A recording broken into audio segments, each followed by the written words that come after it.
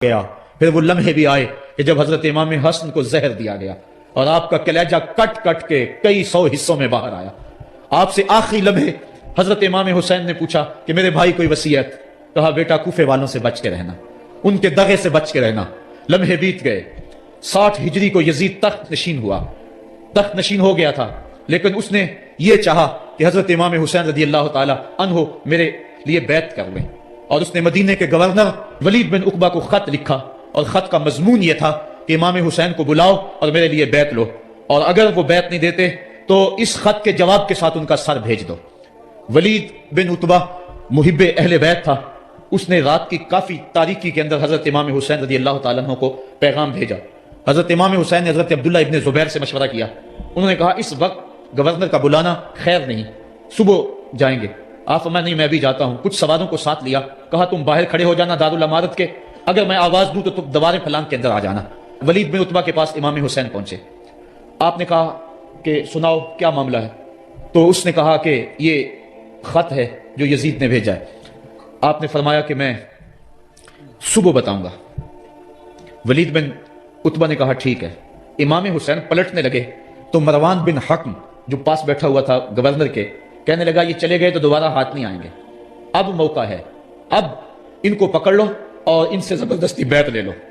یہ بات حضرت امام حسین کے کانوں میں پڑی، آپ پلٹے، نیام سے تلوار نکالی، حیدری کچھار سے محمدی شیر نکل آیا، اور حضرت امام حسین رضی اللہ تعالیٰ عنہ نے اس وقت جو جملے کہے، تاریخ کے اوراق کے اندر وہ جملے محفوظ ہیں۔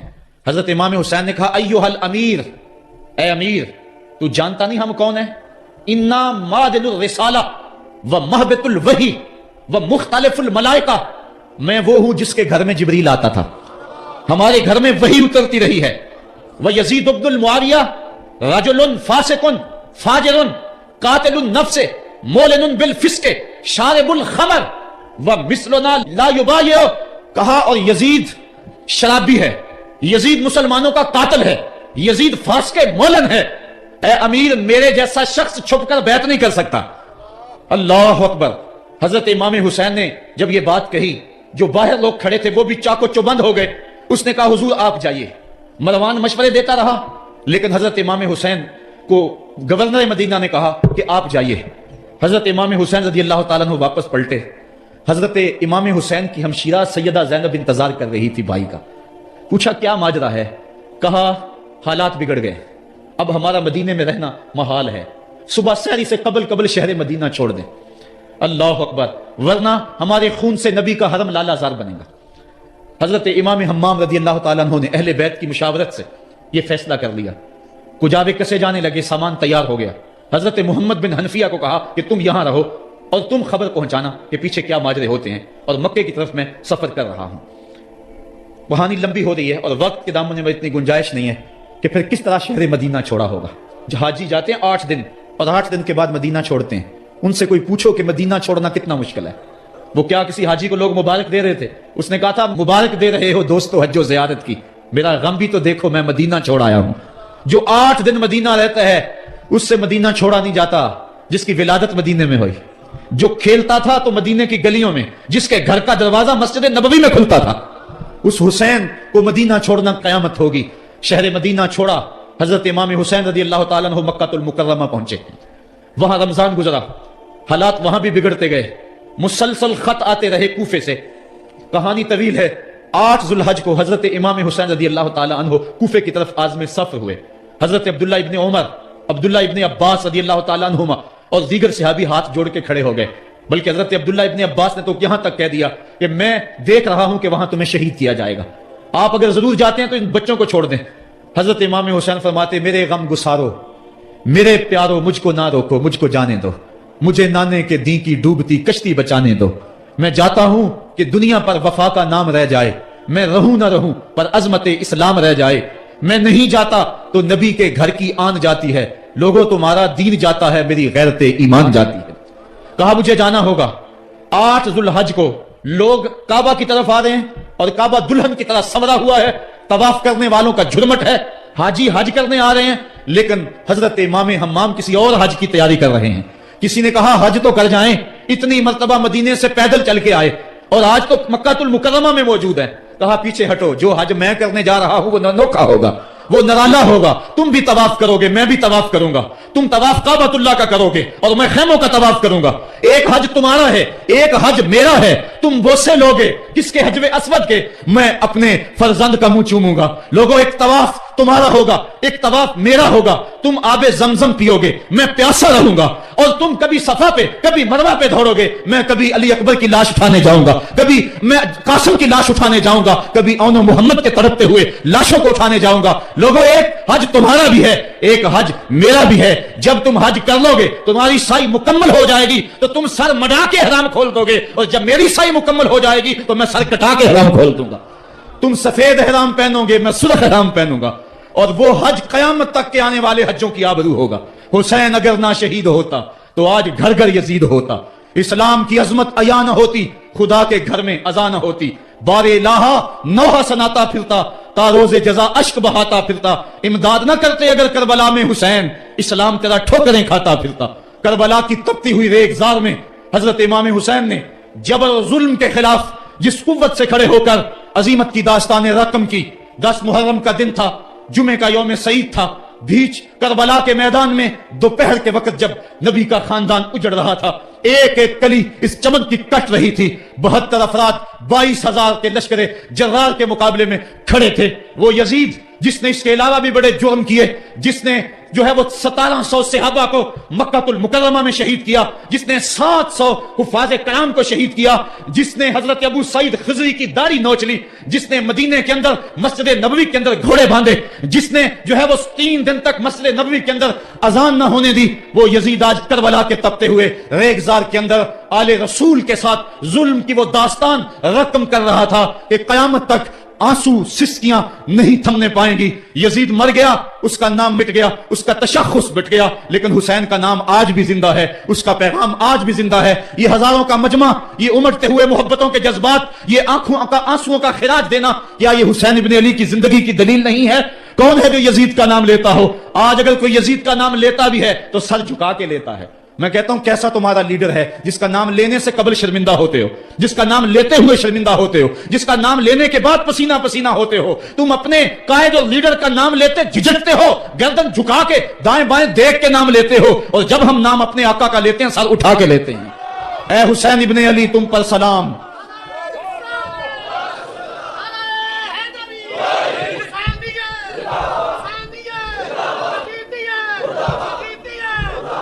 صاحبو کربلا کا تپتا ہوا منظر ہے، اتنے دکھ آ گئے۔ حضرت سری سکتی رضی اللہ تعالیٰ عنہ فرماتے ہیں کہ اللہ تعالیٰ نے جب کائنات کو بنایا، انسانوں کو تخلیق کیا، تو انسانوں کو پوچھا بتاؤ تم میرے ہوگے؟ سب نے کہا مالک ہم تیرے ہیں، لیکن جب دنیا کو پیدا کیا تو 9 حصے دنیا کی طرف ہو گئے، ایک حصہ اللہ کی طرف رہ گیا۔ پھر جب عقبہ کو پیدا کیا جو 10واں حصہ تھا، اس میں 9 حصے پھر آخرت کی طرف ہو گئے، جنت دوزخ کے لالچ میں ہو گئے، اور ایک حصہ صرف کہنے لگا نہ ہم جنت کو دیکھتے ہیں نہ دوزخ کو دیکھتے ہیں، مالک ہم تو تجھے دیکھتے ہیں۔ پھر جب اللہ تعالیٰ نے بلاؤں کو پیدا کیا، آزمائش اور امتحانوں کو پیدا کیا، تو 10ویں حصے کے اس 10ویں حصے میں پھر 9 حصے جو ہے وہ پیچھے ہٹ گئے۔ ایک حصہ ایسا تھا جس نے گردن جھکا کے کہا زمین و آسمان کی بلائیں بنا کے ہمارے گلے کا توق بنا دے، تیرے راستے سے نہیں ہٹیں گے۔ کربلا کے تپتے ہوئے ریگزار میں وہ منظر رقم ہونے والا ہے۔ ایک قربانی منا میں ہوئی تھی، غریب و سادہ اور رنگی ہے داستان حرم، نہایت اس کی حسین اور ابتدا ہے اسماعیل۔ وہاں دمبا آ گیا، آگے 100 اونٹ آ گئے، اور آج اللہ اکبر حضرت امام حسین کربلا کے تپتے ہوئے ریگزار میں 22,000 کے لشکر کے سامنے کھڑے ہیں۔ کہا لوگو میرا حق پہچانو، میرے خون سے اپنے ہاتھ نہ رنگو، مجھے پہچانتے ہو کہ میں کون ہوں؟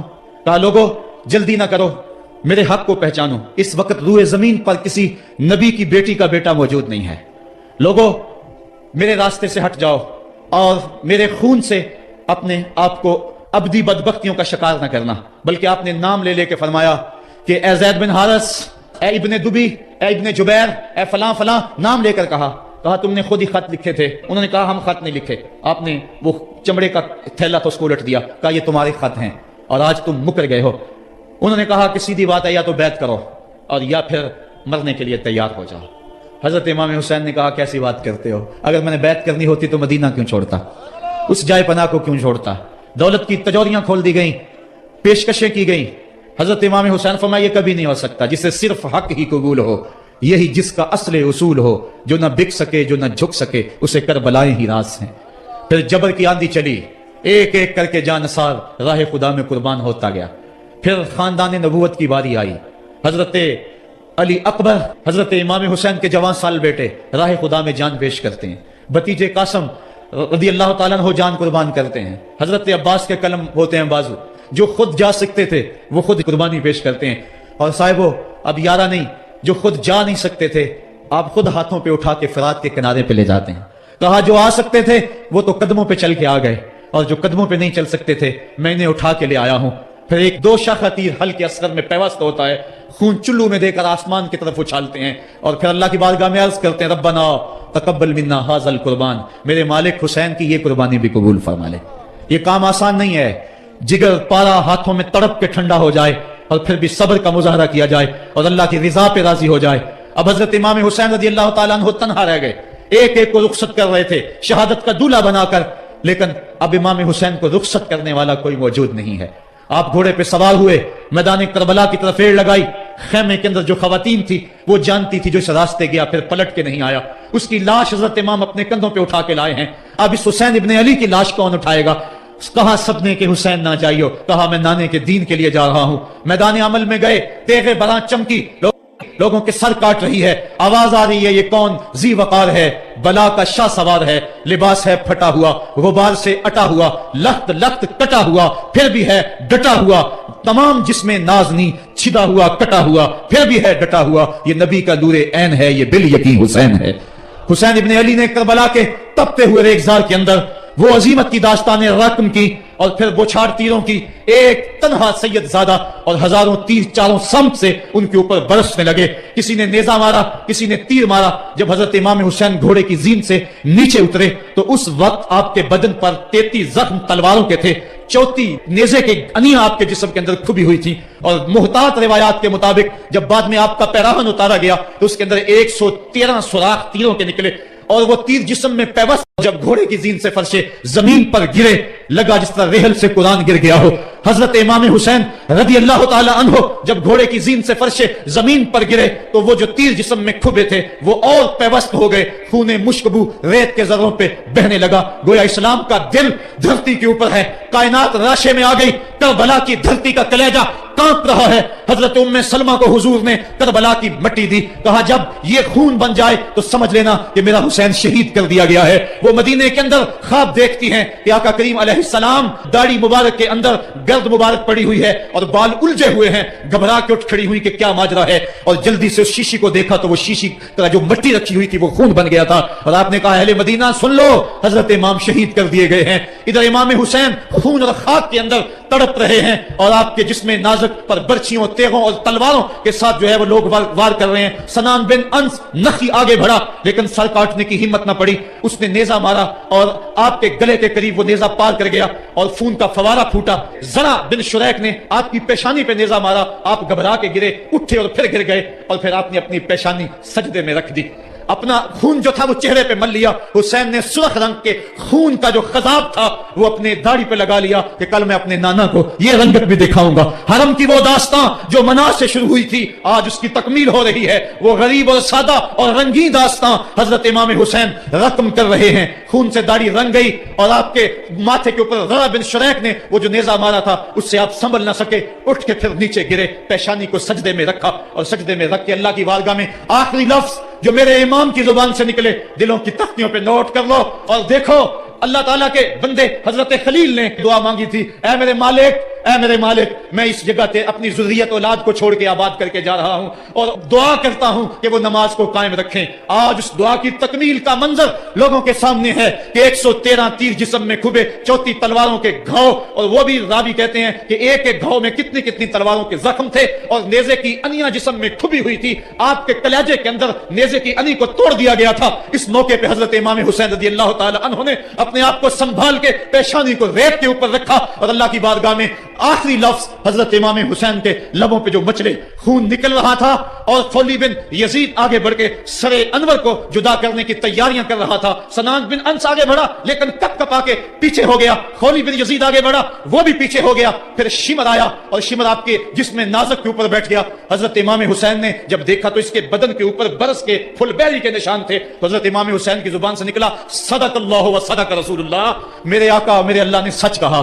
اس نے کہا کیا سچ کہا؟ کہا ایک دن میں حضور کی خدمت میں حاضر تھا تو حضور نے فرمایا تھا میں دیکھ رہا ہوں ایک چتکبرا کتا میری اولاد کے خون میں منہ مار رہا ہے. آج میں دیکھ رہا ہوں کہ مصطفیٰ کریم کا وہ فرمان جو ہے وہ پورا ہو رہا ہے. وہ غصے میں آیا. امام جلدی اپنی پیشانی سجدے میں رکھی اور اللہ کی بارگاہ میں امام کے آخری لفظ تھے اللہم رضن بقضائک وصبرن علی بلائک تسلیما لامرک سبحان ربی الاعلی سبحان ربی الاعلی سبحان ربی الاعلی. مالک بھائی بیٹے بھتیجے بھانجے جانثار آیان و انصار سب کچھ لٹا کے عباس کے بازو کٹا کے جو جا سکتے تھے انہیں بھیج کے جو جا نہیں سکتے تھے خود اٹھا کے لے جا کر کے عباس کے بازو قلم کروا کے یہ خیمے کے اندر بچیاں یتیم ہو گئی ہیں سہاگ اجڑ گئے ہیں. میرے مالک سب کچھ لٹا کے نبی کا گھر اجڑ گیا. ایک ایک پتی گر گئی. جن کو بلایا گیا تھا آج ان کی میزبانی تیروں تلواروں اور نیزوں سے ہوئی. لیکن مالک تو دیکھا میری زبان پہ ہائے نہیں آئی, میں نے اف تک نہیں کی, زخم پہ زخم کھا کے جی,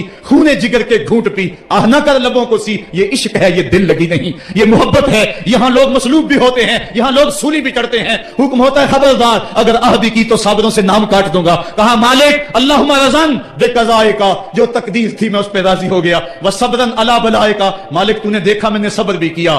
تسلیما لامرک, مجھے مالک اعتراض بھی کوئی نہیں, جو تیرا حکم تھا میں نے اس کو تسلیم بھی کر لیا. سبحان ربی الاعلی, مالک تو بڑا ہے, تو بڑا ہے. حسین سب کچھ لٹا کے بچے کٹا کے بازو کٹا کے گھر اجاڑ کے مالک تیری بارگاہ میں حاضر ہو رہا ہے اور اتنا کچھ کرنے کے باوجود بھی تیرے پہ راضی ہے. میرے مالک تو بھی بتا, تو بھی حسین پہ راضی ہوا ہے یا کہ نہیں ہوا ہے؟ تو بھی حسین پہ راضی ہوا ہے کہ نہیں ہوا؟ آواز آئی اس پیاسے پر علی شیر خدا کو ناز ہے, اس نواسے پر محمد مصطفیٰ کو ناز ہے. اوروں نے بھی سجدے کیے پر اس کا عجب انداز ہے, اس نے وہ سجدہ کیا جس پر خدا کو ناز ہے. اے حسین ابن علی تم پر سلام, میرے ساتھ مل کے کہہ دو اے حسین ابن علی تم پر سلام, اے حسین ابن علی تم پر سلام. یہی وقت تھا جب خاندان نبوت لٹ رہا تھا.